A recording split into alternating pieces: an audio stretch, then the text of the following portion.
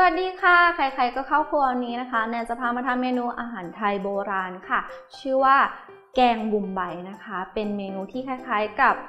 แกงมัสมั่นผสมกับแกงกะหรี่นะคะซึ่งได้อิทธิพลมาจากชวานะคะแต่ได้มีการปรับปรุงรสชาติเนี่ยให้ถูกปากคนไทยมากขึ้นนะคะซึ่งปัจจุบันเนี่ยหาทานยากแล้วค่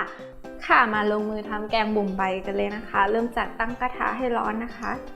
ใส่น้ำมันลงไปค่ะแล้วก็นำพริกแกงที่เราผสมเอาไว้นะคะลงไปผัดให้หอมให้แตกมันก่อนนะคะ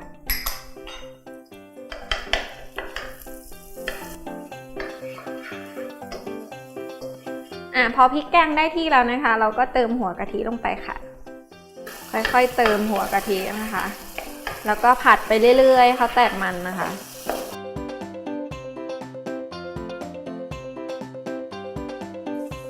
พอพริกแกงนะคะเริ่มแตกมันแล้วเนี่ยเราก็ใส่เนื้อไก่นะคะสะโพกไก่ที่เราหั่นไว้ลงไปเลยค่ะนี่สำหรับ 2-3 ที่ก็ประมาณนี้ก็พอแล้วค่ะแล้วก็ผัดนะคะให้เนื้อไก่เนี่ยสุกสัก 50% ค่ะ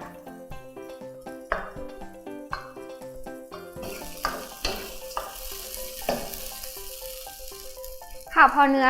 ไก่นะคะเริ่มสุกสักประมาณ 50% ค่ะเราก็ใส่น้ำปลาลงไปค่ะตามด้วยน้ำมะขามเปียกนะคะ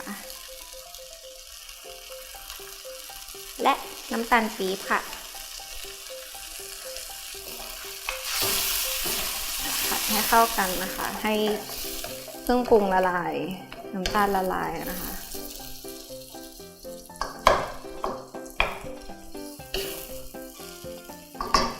พอเครื่องปรุงละลายนะคะเราก็จะเติมหางกะทิลงไปค่ะ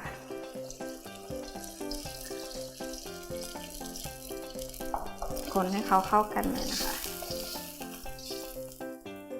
ค่อยๆเติมหางกะทินะคะให้เนื้อไก่เนี่ยดูดน้ำกะทิไปก่อนรอบหนึ่ง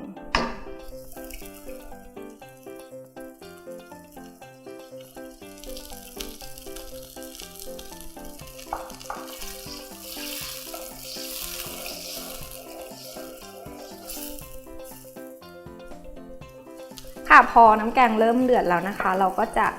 ใส่ผักนะคะที่เราหั่นเอาไว้ลงไปค่ะพริกหยวกนะคะแตงล้านค่ะหอมใหญ่นะคะจะช่วยเพิ่มความหวานให้กับแกงนะคะคลุกเคล้าให้เข้ากันค่ะแล้วเราก็จะเคี่ยวไปเรื่อยๆนะคะจนกระทั่งผักทุกชนิดนะคะสุกดีแค่นี้ก็เสร็จเรียบร้อยแล้วไปจะเสร็จกันเสิร์ฟกันได้เลยค่ะเสร็จเรียบร้อยแล้วค่ะสำหรับเมนูแกงบุ่มใบนะคะใครที่ชื่นชอบพวกแกงอินเดียหรือว่าแกง